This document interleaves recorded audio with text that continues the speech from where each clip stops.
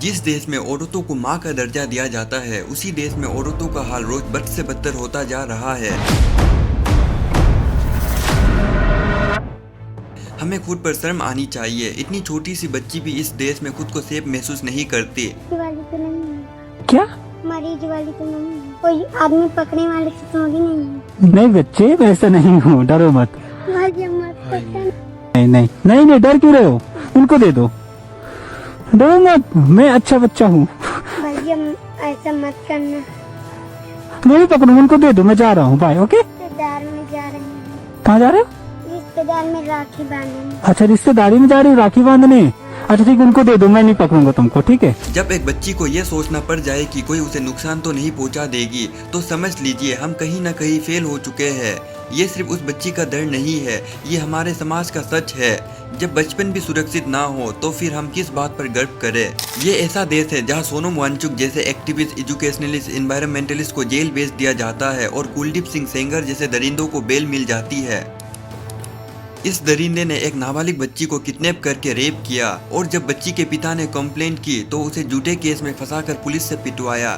उसके पिता की जेल में ही मौत हो गई और जब बच्ची अपनी 2 चाची और अपने लॉयर के साथ कोर्ट जा रही थी तो उनका ट्रक से एक्सीडेंट करवा दिया गया। उसकी चाचियां वही मर गई, लॉयर कोमा में चला गया। पहले तो इन्होंने मेरे बड़े पापा को मरवाया, फिर इन्होंने मेरे पापा को मरवाया, फिर मेरी बहन के साथ रेप किया उसके साथ।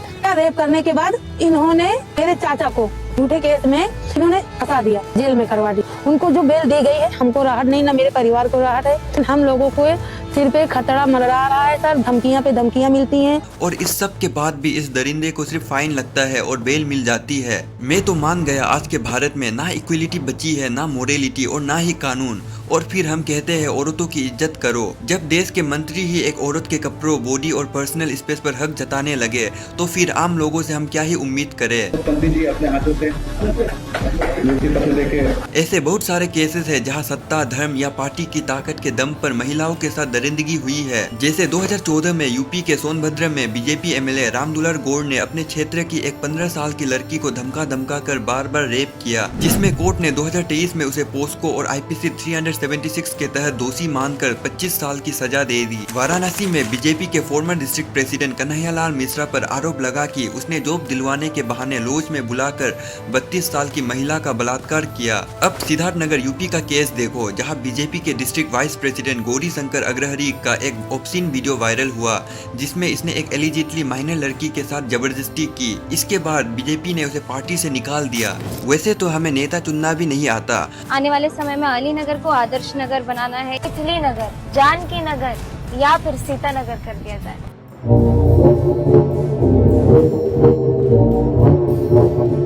हम हमेशा उन्हीं को चुन लेते हैं जिन्हें ब्लूप्रिंट का मतलब तक नहीं पता होता। ब्लूप्रिंट क्या है? ब्लूप्रिंट में आपको कैमरे पे अभी कैसे बताऊं, ये तो बहुत ही निजी चीज है। ये सिर्फ एक चेहरा नहीं है, ये एक कठपुतली है जिसका धागा किसी और के पास है, जो सिर्फ वही बोलती है जो स्क्रिप्ट उसके हाथ में थमा दी जाती है। माननीय मुख्यमंत्री जी इस पर खुद से जो बोलेंगे वो ज्यादा सटीक जानकारी होगी, इसलिए मैं कुछ नहीं कहना चाहूंगी। क्या बोलूं मैं इस पे, क्या बोलूं क्या मैं इस पे? हमारे देश में इतने नीच घिनौने मंत्रियां हैं, मैं क्या ही बोलूं। सुनिए इसने क्या कहा। भी तो आदमी है ना, पीछे नहीं पड़ जाना चाहिए। छू दिया नकाब तो इतना हो गया, कहीं और छूते तब क्या हो जाता। मेरा एक ही सवाल है सभी मंत्रियों से, सभी पावर में बैठे लोगों से, क्या तुम औरतों को इंसान समझते हो या सिर्फ एक लिविंग ऑब्जेक्ट? तुम लोग इतने बेशरम कैसे हो सकते हो? देश में हर साल लड़कियों के खिलाफ लाखों इंसिडेंट होते हैं। ये कोई एग्जेग्रेशन नहीं है, ये ऑफिशियल डाटा है। सिर्फ 2023 में नेशनल क्राइम रिकॉर्ड्स ब्यूरो के मुताबिक 4.48 लाख से ज्यादा केसेस दर्ज हुए, जिसमें सबसे बड़ा हिस्सा डोमेस्टिक वायलेंस के थे। दूसरा सबसे बड़ा कैटेगरी किडनैपिंग और एब्डक्शन के थे। Assault with intent to outrage modesty के इतने मामले थे। रेप केसेस के मामले इतने थे। सोचिए, इसका मतलब है हर दिन 1200 से ज्यादा केसेस, हर घंटे 50 से ज्यादा और हर 20 मिनट में एक लड़की या औरत शोषण का शिकार। और ये सिर्फ रिपोर्टेड केसेस है। उनका क्या जो इज्जत के दर्द से, समाज के प्रेशर से या पुलिस स्टेशन के सवालों से डर कर कभी रिपोर्ट ही नहीं कर पाई। सब हमारे को दोष देते हैं, बोले कि ये ऐसी होंगी जब भी कैसे कभी। वहाँ में मेरे काका ससुर जी ने वो आए थे तो बोले इनके साथ तो ऐसा हो गए तो हम नहीं रखेंगे, तो वो ले जाते नहीं छोड़ दिए। रेप के हजारों केसेस, पोस्को के 10,000 केसेस जहां विक्टिम्स बच्चियां है, पर सिस्टम फिर भी पूछता है कपड़े कैसे पहने थे, बाहर क्यों निकली थी। और हम जावे थाना में जब नौखेवा कर तुम वैसे ढोंग करती हो झूठा। फिर तो उस कारण पे जाओ कि रात के 12:30 बजे तक क्यों नहीं पता था कि हमारी बेटी कहाँ है। फिर उस माँ पे जाओ, वो चोर की माँ को पकड़ेंगे आप कि 12:30 बजे तक यही पता नहीं था कहाँ है बेटी, किसके साथ है, किस हालात में, कैसे। ये बातें छोड़ दीजिए आप, बहुत बातें बढ़ेंगी। देश में इतने घूसखोर वकील पुलिस भरे पड़े हैं, तुम लोग अपना ईमान पूरा बेच चुके हो क्या? तुम्हें शर्म नहीं आती? तुम भी इसी देश के हो, तुम्हारे घर में भी माँ बहन बेटी होती होंगी। कल को अगर उनके साथ कुछ हो तो क्या तब भी तुम प्रोसीजर और प्रूफ का बहाना बनाओगे? ये सिर्फ क्राइम का डाटा नहीं है, ये एक मिरर है जिसमें हमारा सोसाइटी, हमारी पोलिसिंग और हमारी पॉलिटिक्स सबका चेहरा दिख रहा है। और सवाल ये नहीं है कि क्राइम्स हो क्यों रहे हैं, सवाल ये है इतने क्राइम्स के बाद भी क्या हम सच में शॉक्ड है? भाग्य बनाए कितनी बड़ी हो चाहे मुसीबत फिर ना टिकने पाए, है जोगी रे हम तो लुट गए तेरे प्यार में। ये है हमारे सो कॉल धर्म के ठेकेदार जो स्टेज पर खड़े होकर नीति, मर्यादा और संस्कार का ज्ञान देते हैं, पर जब एक लड़की की इज्जत छीनी जाती है तो उनकी जुबान अचानक सिल जाती है। आसाराम बाबू उनको भी मिले नहीं है, पर वीडियो पर ही देखा है। क्या कहेंगे उनके बारे में? भगवान की सब अपनी जगह सब ठीक है। आपको पता है कितने गंभीर आरोप है उनके ऊपर? बिल्कुल आरोप है। तो कुछ कहना नहीं चाहेंगे? क्या कहेंगे, सब अपनी जगह, सब लोग अपनी जगह ठीक होते हैं। इन्हें गुस्सा तब आता है जब कोई उनकी पूजा पर सवाल करे, पर जब किसी बेटी के साथ दरिंदगी होती है तो उनका धर्म, उनका न्याय, उनकी आवाज सब गायब हो जाती है। ये लोग न्याय के रक्षक नहीं, चुप्पी के साथी है। और सबसे खतरनाक बात यह है कि हम इनकी खामोशी को भी श्रद्धा समझ लेते हैं। पर याद रखो, जब धर्म अन्याय के सामने चुप हो जाए तो वो धर्म नहीं रहता, वो सिर्फ पावर का मार्क्स बन जाता है। टूरिज्म कैंपेन्स हमें दुनिया के सामने एक वार्म वेलकमिंग नेशन के रूप में दिखाते हैं, लेकिन जब ग्राउंड रियलिटी कैमरा के सामने आती है तो एक अलग कहानी दिखती है। सोशल मीडिया पर बार बार ऐसे वीडियो सामने आते हैं जहां फॉरेन टूरिस्ट को घूरा जा रहा है, उनके साथ जबरदस्ती सेल्फीज ली जा रही है, कमेंट्स पास किए जा रहे हैं या ओपनली हैरेस किया जा रहा है। आप सबको ये 150 रुपए में, ये 150 की, ये 200 की, ये 500 रुपए की है, ये 300 रुपए की है। इस बिहेवियर को अक्सर क्यूरियोसिटी कहकर जस्टिफाई कर दिया जाता है, लेकिन क्यूरियोसिटी और इंटरेस्ट में एक क्लियर डिफरेंस होता है।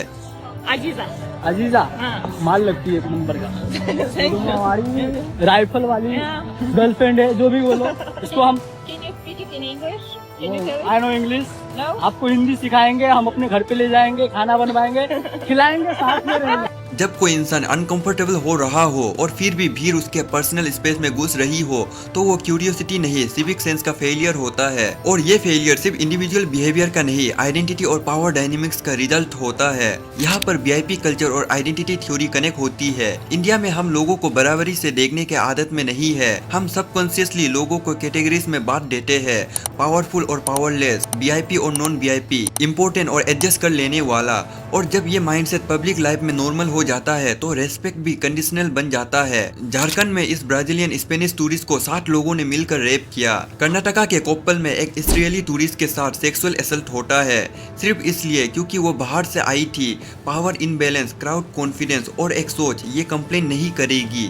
और ये इंसिडेंट सिर्फ क्राइम नहीं होते, ये एक मैसेज देते हैं कि यहाँ प्रॉब्लम सिर्फ लॉ एंड ऑर्डर की नहीं, सोच की है। हर बार सरकार कहती है आइसोलेटेड इंसिडेंट, पर जब इंसिडेंट लगातार हो रहे हो तो क्या ये आइसोलेशन है या पैटर्न? अब सोचिए, जब विक्टिम औरत भी नहीं बल्कि एक बच्ची हो। क्या किया इसने? इसने मेरी सेवा करी। तो क्या कर रहा था? कुछ नहीं कहा मैंने। ना कुछ किया आपके साथ नहीं ना? इसने कुछ कहा मुझे कपड़े डाले। बस लाई कसम लाला कुछ नहीं किया, तेरी मेहरबानी। क्या लग... ये कुछ नहीं लगता यार लाला साडे महल्लेदार दी, तेरी मेहरबानी, कोई माफ कर। मुझे जाने तो कर नहीं, आपको कुछ नहीं कहना।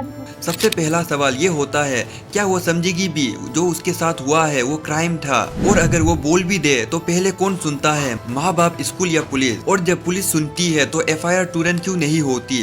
क्यों सबसे पहले समझौता, इज्जत और फैमिली मैटर जैसे शब्द यूज किए जाते हैं? पोस्को जैसे कानून होने के बाद भी हर साल हजारों बच्चियों के साथ सेक्सुअल क्राइम्स क्यों होते रहते हैं? रिपोर्ट्स कहती है कि 2025 में 87,754 पोस्को केसेस डिस्पोज हुए, जबकि 80,320 नए नए केसेस रजिस्टर हुए। डिस्पोजल रेट 109% बताया जा रहा है। पर सवाल ये है, क्या नंबर्स बच्चियों का दर्द नाप सकते हैं? केसेस डिस्पोज होने का मतलब क्या होता है? बच्ची को जस्टिस मिल गया या सिर्फ फाइल बंद हो गई? तो फिर वहाँ एक लेडीज पुलिस थी, उसने पूछा मेरे को तेरे साथ बलात्कार हुआ, तो मैंने बोला हाँ। रिपोर्ट करें ठीक है, पर पुलिस वाला ने उनको न्याय नहीं दिलानी है, तो फिर क्या? मैंने तो मेरे से उसे रिपोर्ट भी कर दी, FIR भी कर दी, उन्होंने पैसे लेकर उसको छोड़ दिया। कितने केसेस में एक्चुअल कन्विक्शन हुई और कितने कॉम्प्रोमाइज या प्रोसीजरल एग्जिट पर खत्म हो गए? फास्ट डिस्पोजल का मतलब फास्ट हीलिंग होता है क्या? कोर्ट में सवाल अक्सर बच्ची से क्यों पूछे जाते हैं, उस आदमी से क्यों नहीं? बच्ची के ट्रॉमा का रिकॉर्ड कौन रखता है? काउंसलिंग कहाँ है? रिहेबिलिटेशन कहाँ है? फास्ट ट्रैक कोर्ट्स अनाउंसमेंट तक क्यों सीमित रह जाता है? जमीन पर क्यों नहीं दिखते? एक केस जब सालों तक पेंडिंग रहता है, तब उस दौरान बच्ची का बचपन कौन लौटाता है? और ये सिर्फ परसेप्शन नहीं है। NCRB डाटा के मुताबिक 2022 में पोस्को के 2,68,038 केसेस में से 2,39,188 केसेस अभी भी ट्रायल के लिए पेंडिंग थे, जो लगभग 89% पेंडेंसी रेट दिखाता है। पोस्को केसेस दर्ज होता है, चार्जशीट भी फाइल होती है, पर फैसला सालों बाद। इस बीच बच्ची रोज कोर्ट के चक्कर काटती है। सवाल ये है, वो वह जस्टिस सीख रही होती है या डर? जब फैमिली कॉम्प्रोमाइज कर लेती है, तो क्या वो चॉइस होती है या मजबूरी? क्या सिर्फ हर साल पोस्को डाटा पब्लिश करना काफी है, या बच्चियों को रियल सेंस में सेफ बनाना भी जिम्मेदारी है? चाइल्ड सेफ्टी स्कूल्स और वॉल्स के पोस्टर तक ही क्यों रह जाती है? क्या हम बच्चियों को सेफ रहना सिखा रहे हैं या सिर्फ चुप रहना? पोस्को एक एक्ट था, एक प्रोमिस था, पर हर पेंडिंग केस के साथ एक सवाल और तेज होता जाता है, क्या वो प्रोमिस कभी सच में बच्चियों तक पहुंचा भी? क्योंकि जब जजमेंट लेट होता है, तब सोसाइटी को एक साइलेंट मैसेज मिलता है, क्राइम करोगे तो शायद बच जाओगे। वो क्या है ना मैडम, हमारे धंधे में मारकाट तो चलती रहती है। अब कोई हमारे काम के बीच आएगा, मारा तो जाएगा। और आखिर में सवाल ये नहीं है कि कानून कमजोर है या नहीं, सवाल ये है, क्या कानून काम भी करता है?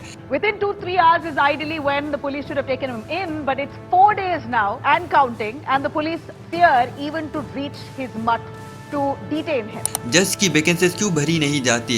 स्पेशल प्रोसिक्यूटर्स ट्रेन क्यों नहीं होते? विक्टिम्स प्रोटेक्शन प्लान सिर्फ फाइल में क्यों होते हैं? FIR डिले क्यों होती है? मेडिकल एग्जामिनेशन में लैप्सेस क्यों होते हैं? और जब जस्टिस इतना लेट हो जाए, तो क्या उसे जस्टिस कहना भी ठीक है?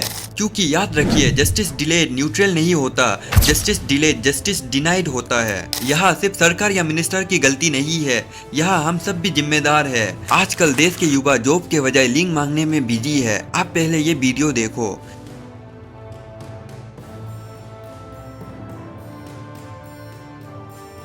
इस वीडियो के कमेंट्स में इतने घिनौने लोग हैं जो फोटोज मांग रहे हैं, लिंक मांग रहे हैं, और सबसे ज्यादा घिनौना, उसने भी एंजॉय किया होगा। अमेरिका क्या कहता था? क्या हो तुम? अमेरिका क्या कहता था? मैं कह रहा हूँ, तुम लोग 101% चूतिए हो। तुम लोग अपनी माँ, बहन या बेटी के बारे में भी ऐसे सोचते होंगे।